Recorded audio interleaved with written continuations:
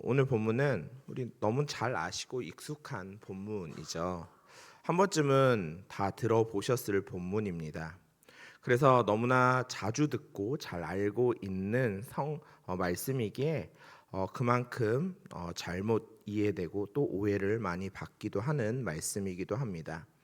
우리는 흔히 이 말씀을 대할 때 이방인들에게 무엇을 먹을까, 또 무엇을 마실까, 무엇을 입을까에 대한 육신적인 염려나 걱정을 하지 말고 오직 그의 나라와 그의 의를 구하시면 하나님 아버지께서 의식주에 대한 모든 것을 덤으로 해결해 주신다라고 이해하기도 합니다.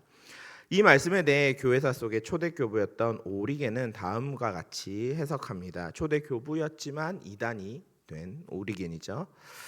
예수께서 제자들에게 가장 중요한 것을 추구하라고 하신 것이다. 그러면 너희에게 조그만 것들을 덤으로 주겠노라. 하늘의 것을 추구하라. 그리하면 너희에게 세상의 것도 덤으로 주신다고 말씀하신 것이다 라고 해석을 했습니다. 오늘 우리가 접하는 해석들 역시 이와 비슷한 관점을 많이 취하고 있기도 합니다. 신자 성도들의 마음의 중심에 있어야 할 것은 지상의 소모품이 아니라 영원한 하늘의 양식이며, 하나님께서는 이미 필요한 것들을 알고 계시니 하늘의 뜻을 사모하면 우리가 간구하는 모든 것 위에 세상적인 필요한 것들을 덤으로 채워 주실 것이라고 우리가 때로는 이해하기도 하고 배우기도 하고 가르치기도 합니다. 하지만 오늘 본문은 단순히 먹고 마시고 입을까에 대한 결론이 아니라 이 말씀은 마태복음 6장 전체의 결론으로서 오직 그의 나라와 그의 의를 구하라는 하나님의 말씀입니다. 본문에서 말씀하시는 염려라는 단어는 육신을 연명하기 위한 의식주의 문제를 가리키고 있는 것이 아니라 우리가 하나님 아버지와 하나, 즉 한 몸이 되지 못하고 분리되어 있다는 비극적인 영적 상태에 대한 것을 말하고 있는 것입니다. 하나님 아버지께서는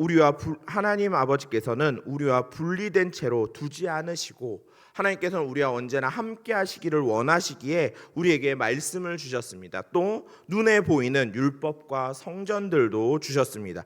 그것들 안에 하나님은 하나님의 뜻을 담으셨고 진리의 말씀들을 담아 그것들을 보고 깨닫기를 원하십니다. 아버지의 뜻과 마음을 내 안에 담음으로써 마침내 진리의 사람이 되기를 원하시는 것입니다. 우리는 눈에 보이는 율법과 성전을 통해 그 안에 감추어진 진리의 말씀을 깨달아야 합니다. 그리고 그 생명의 말씀을 내 안에 모시게 되니 이제 우리는 오직 그의 나라와 그의 의만을 전심으로 구하게 되는 사람이 되는 것입니다. 우리가 그것을 참되게 구하면 하나님께서는 그의 나라와 그의 의에 속한 모든 은혜와 진리를 우리 안에 풍성하게 더해 주신다는 뜻입니다. 오늘 함께 나눌 말씀을 통해 우리가 율법적인 염려들을 모두 내려놓고 참된 진리의 말씀 안에서 하나님과 하나가 되는 은혜를 누리시기를 소망합니다. 당시 유대인들 입장에서 율법을 가진 자신들 외에는 모든 사람들이 이방인이었습니다. 그리고 이 시대를 살아가는 우리도 예수 그리스도를 믿지 않는 사람들이나 기독교 밖에 있는 이들을 때로는 이방인이라고 부르기도 합니다. 그러나 원어상으로 보면 이 단어는 관습이나 정해진 법에 습관이 되어 철저히 익숙해진 사람을 뜻하는 단어이기도 합니다. 이는 참된 백성을 뜻하는 단어와 상대적인 개념을 가진 단어인데, 즉 이 말은 혈통적으로도 유대 밖에 있는 이들도 이방인이지만 습관적인 예배, 타성화된 관습이나 도덕률 등에 익숙해진 상태를 가진 이를 가리키기도 합니다. 영적으로는 율법적으로 먹고 마시며 입는 신앙, 즉 율법과 성전에 묶여 사는 신앙인도 지금 성경은 주님은 이방인이라 말하고 지칭하고 있는 것입니다. 예수님의 입장에서 이방인이란 주님과 함께하지 않는 모든 존재를 가리키는 것입니다. 즉 주께서 가르치시는 말씀을 깨닫지도 못하며 진리의 말씀 안에서 하나가 되지 못하고 여전히 율법적인 신앙을 하는 이가 바로 이방인인 것이죠. 그러므로 예수님 보시기에 당시대의 유대인들 곧 율법사들이나 바리새인들이나 서기관 등 그들 모두는 철저한 이방인이고 곧 이방적인 신앙들이었습니다. 그들은 성전 제사에 굉장히 충실했죠. 율법의 말씀을 굉장히 열심으로 지키며 자신의 것으로 살아내려고 열심으로 살아갔습니다. 율법의 의를 자신들의 생명 이상으로 추구하기도 했습니다. 그러나 성전 제사와 계명의 율법을 양식으로 먹고 마시며 그 율법의 의를 자기 옷으로 입으려는 그 종교적인 열심 등은 결국 참된 하나님의 나라와 의를 구하는 것과는 정반대의 신앙이 되었습니다. 율법과 성전과 제사를 통하여 하나님이 어떤 걸 원하시는지, 하나님이 무엇을 기뻐하시는지를 찾으려 하지 않고 오직 그게 정답이냐, 그리고 그 정답으로부터 자신들이 정한 정답으로부터 벗어나는 이는 철저하게 배격하고 죄인으로 취급하고 하나님의 긍휼은 그들 손 어디에도 없는 그런 신앙인들이 되었던 것입니다. 그래서 주님은 그들을 향하여 이방인이라 지칭하는 것입니다. 예수님께서 이 땅에 오신 것이나 진리의 말씀을 가르치시는 궁극적인 목적은 진리를 알지 못하는, 그리고 진리가 되어지지 못한 존재들에게 주님 자신을 채워서 진리의 존재로 거듭나게 하시는 데 있는 것입니다. 그렇다면 오늘을 사는 우리는 어떨까요?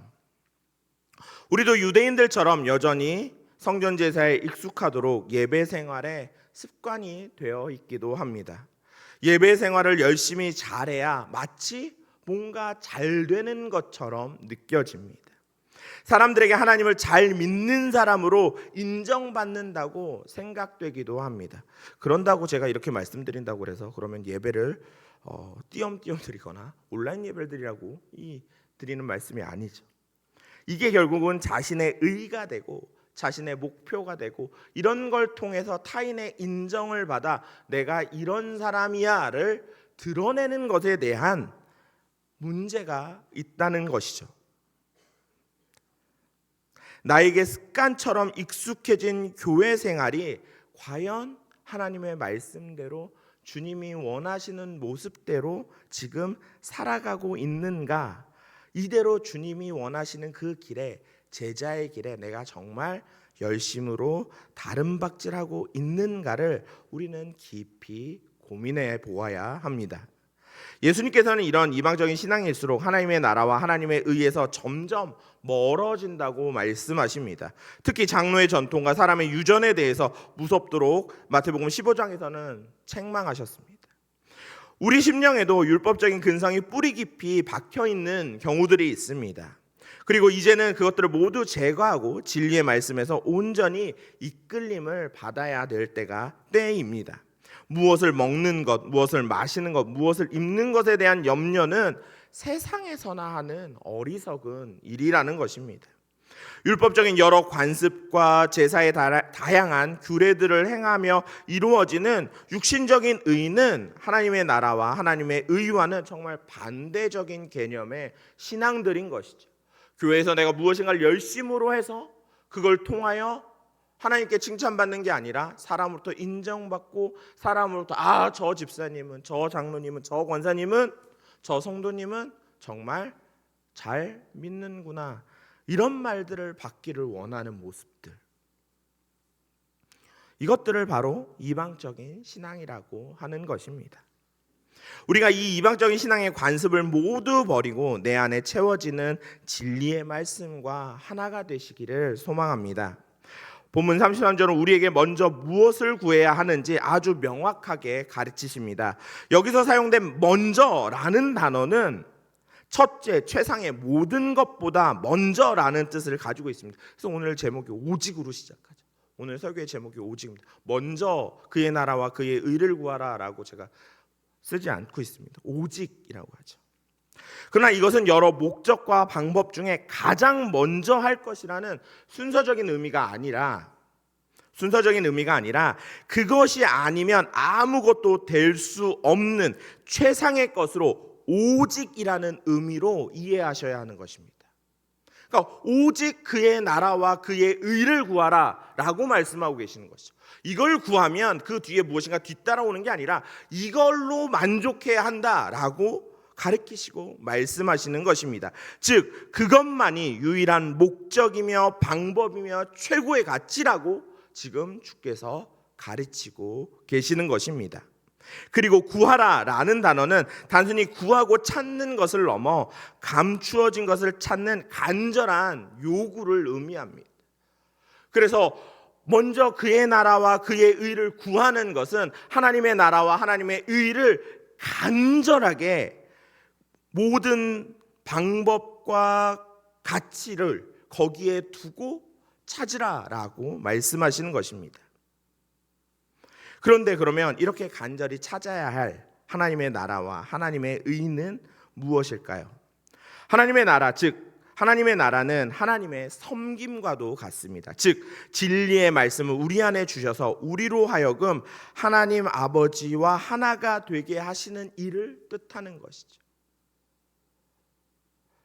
하나님은 우리를 이렇게 하시면 마치 하나님이 우리를 높이시는 이런 의미가 아니라 하나님의 섬김이라는 것은 결국 다른 표현을 하면 하나님의 품으심이시죠. 하나님께서 우리를 품으심으로 그의 나라와 그의 뜻을 우리 안에 이루어 가시고 우리에게 진리의 말씀을 깨닫게 하시고 성령 하나님께서 내주하심으로 우리가 이제 하나님과 하나 되는, 하나님을 모시고 우리의 삶에 언제나 주와 함께하는 것들을 뜻한다는 것입니다. 또한 그의 의는 그 진리를 마침내 내 것으로 가진 영광스러운 상태를 의미합니다. 하나님께서는 세상에 익숙하게 살면서 하나님과 철저히 분리되었던 우리들이 참된 진리를 향해 나아갈 수 있도록 우리를 이끌어 가십니다. 그것이 구약에 보이는 여러 가지 교보제들이죠. 하나님 나라에 관한 모든 것들을 체계적이고 질서 있게 진열해 주시는 것입니다. 이 모든 것, 즉 이 모든 것이 바로 하나님의 나라와 하나님의 의에 관한 모든 것을 가리킵니다. 그리고 이것을 더하시리라 라고 약속하십니다.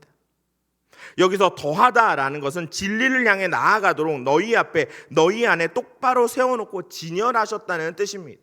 즉 우리가 말씀 안에서 하나님의 은혜로 하나님의 나라가 되고 하나님의 거하는 처소가 되며 그의 진리의 말씀을 소유하여 영광스러운 상태가 되었을 때 우리가 외부를 향해 바라보는 우리의 시선의 중심이 어디에 두는가에 대해 말씀하시는 것입니다. 우리가 어떤 것들을 볼 때 그것이 우리의 눈에 보이기엔 우리의 마음의 중심에 있는 것들이 그것들을 판단하게 됩니다.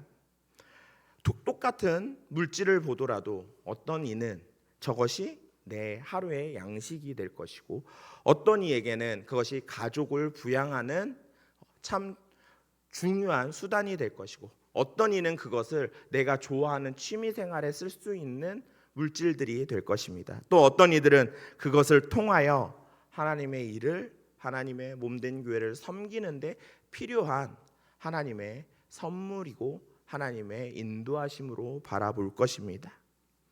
즉 우리 앞에 많은 것들을 놓고 많은 것들을 깨닫게 하시면서 하나님이 우리를 이끄시는 이유는 단 한 가지라는 것이죠. 그의 나라와 그의 의를 구하게 하기 위하심이십니다. 우리는 그것들을 통해 아버지의 나라와 아버지의 의를 찾고 구해야 합니다.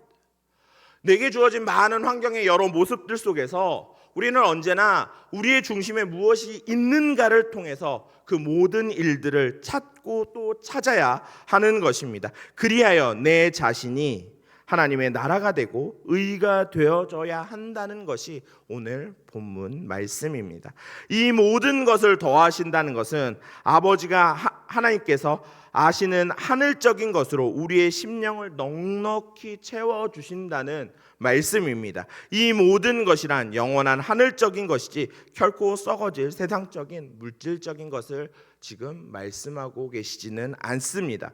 그러나 안타깝게도 당시의 사람들은 이것을 율법적인 것으로만 생각해서 눈에 보이는 율법을 지키는 것 그리고 성전에서 제사 지내는 것에만 전념했습니다.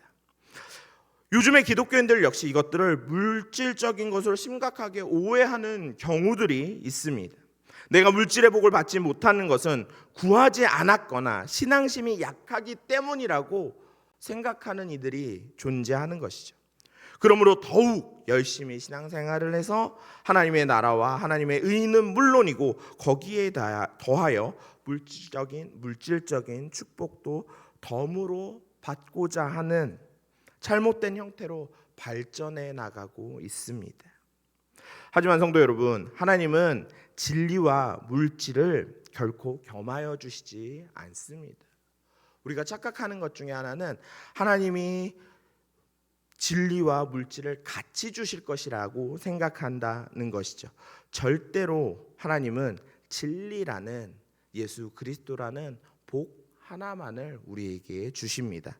만약 이 둘을 겸하여 주면, 함께 주면 우리는 금세 진리를 잊어버리기 때문입니다.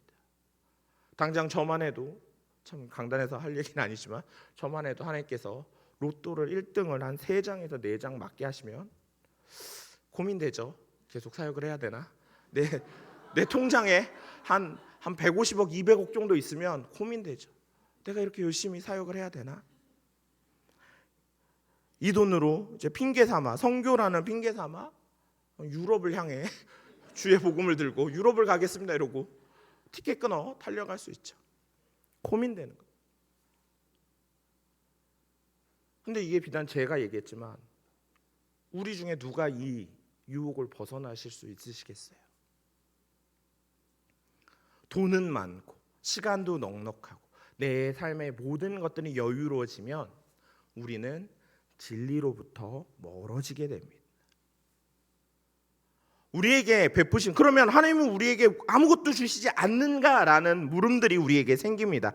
그러나 그 우리에게 주시는 그 모든 것들은 우리가 하나님의 일을 감당하기 위해 하나님이 베푸시는 은혜인 것이지 그것이 결코 목적이 될 수는 없는 것입니다. 그렇기 때문에 하나님께서는 우리에게 그 뜻을 알든 모르든 상관없이 우리의 영혼을 살리는 진리만을 복으로 주십니다. 우리에게 주어지는 그 여러 환경의 여러 모습들은 하나님이 우리가 그 일을 넉넉히 감당하기 위해 베푸시는 은혜인 것입니다. 우리가 세상에서 구하는 만사형통이나 부귀영화나 일취월장이나 소원성취나 승승장, 많기도 하죠. 승승장구 등은 하나님의 진리와는 아무 관계가 없다는 것이죠. 주님을 믿어서 승승장구하면 때로는 그 승승장구함으로 주님을 모르는 사람이 되기도 합니다. 제가 통계를 찾아보지 않았지만 생각보다 꽤 많은 그리스도인 국회의원들이 있죠. 근데 매 시즌 되면 항상 차별금지법이 항상 도마 위에 끊임없이 올라옵니다. 여기까지 하겠습니다. 문제가 있죠. 본인은 그리스도인 국회의원인데 여러 표와 여러 지역구의 상황과 이런 것들이 있으니까 그 승승장구함이 그리스도인답게 살아가는데 방해가 된다는 것이죠. 즉 승승장구함과 그리스도인으로 살아가는 것과는 아무 관계가 없다는 것이죠. 하나님은 우리에게 오직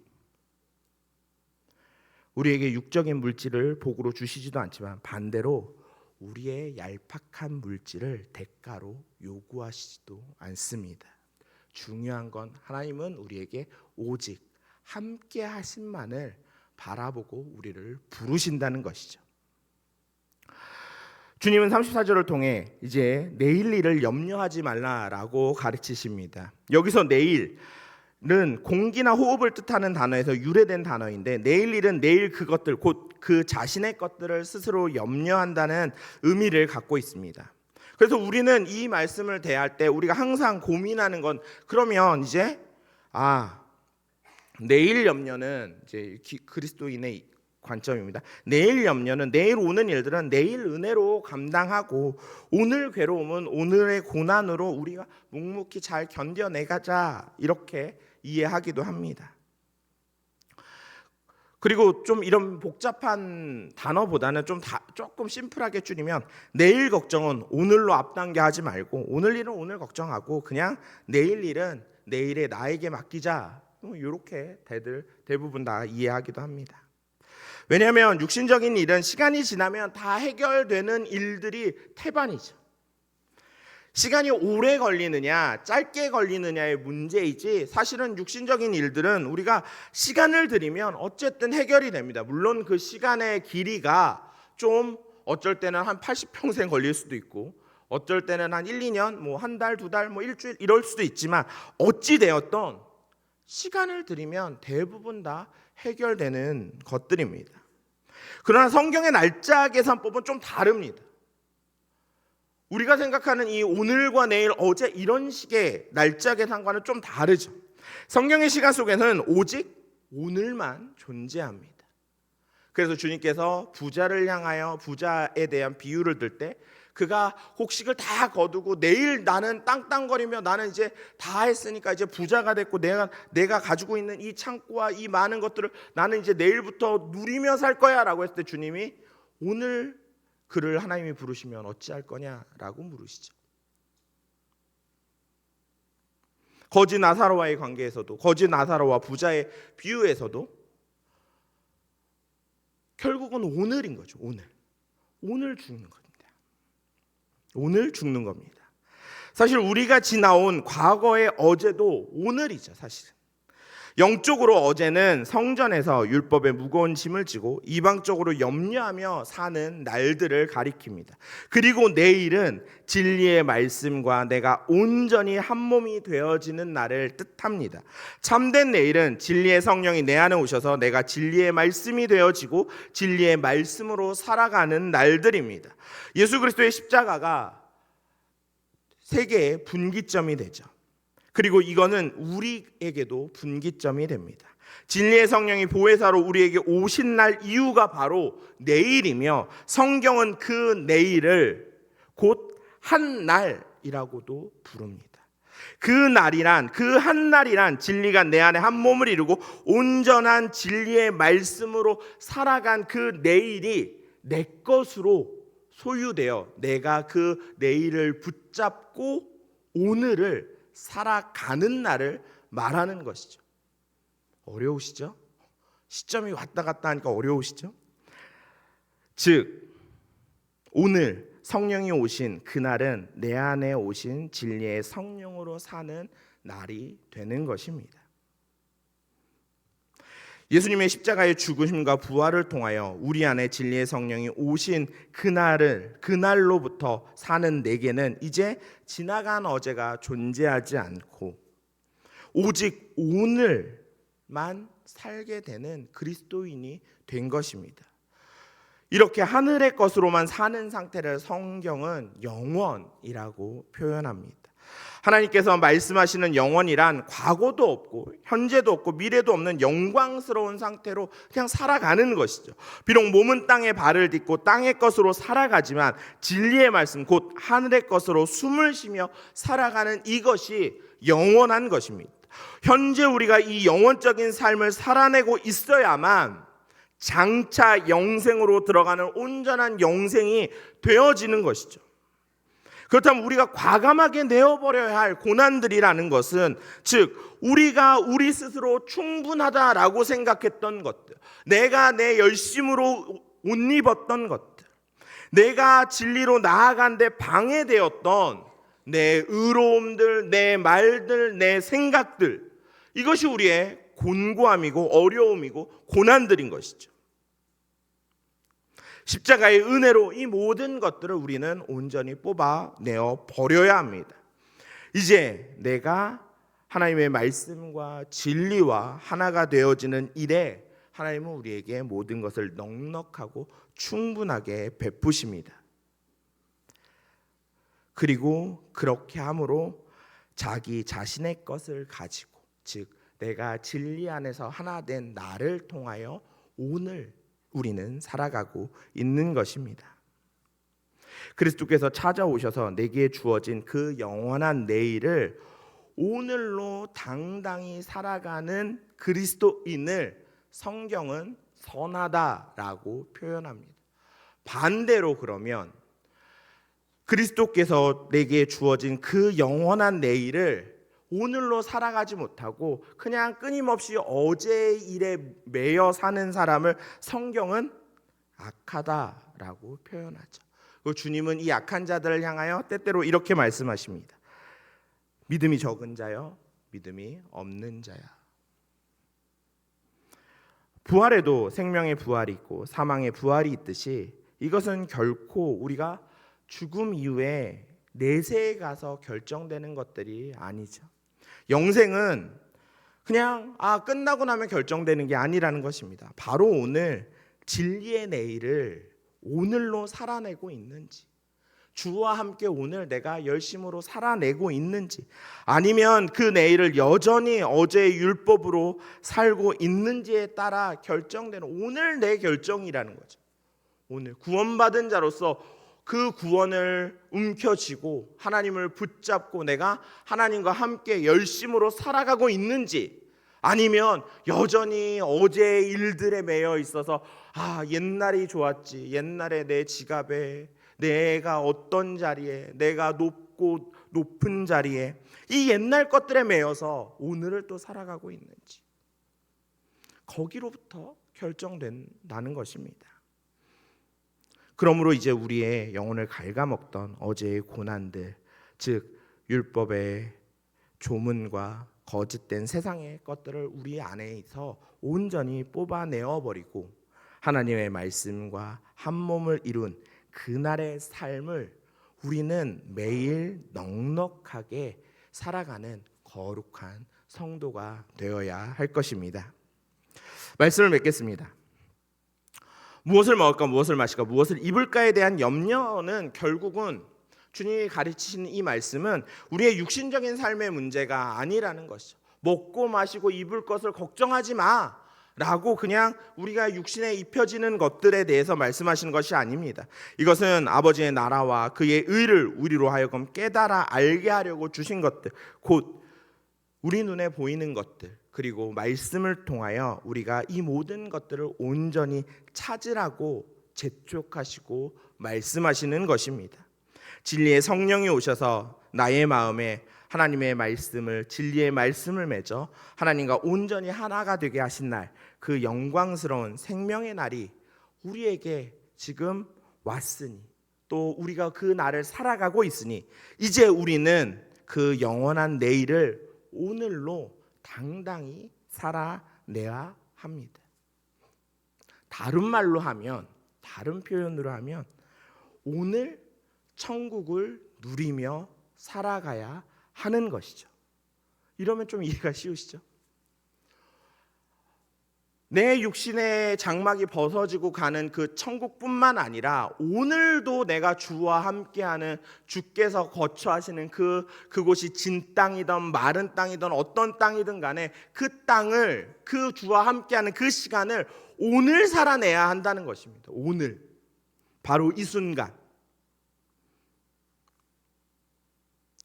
우리가 끝까지 구해야 할 것은 오직 하나님의 나라와 하나님의 진리와 하나님의 의를 구해야 하는 것입니다.